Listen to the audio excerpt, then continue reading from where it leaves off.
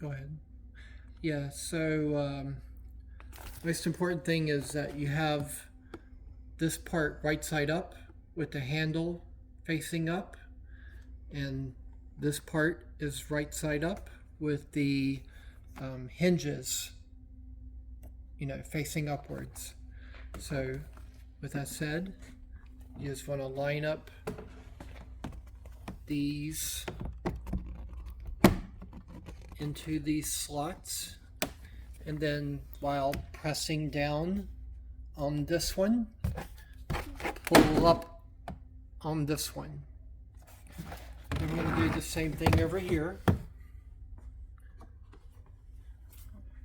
So line these up, get them inside,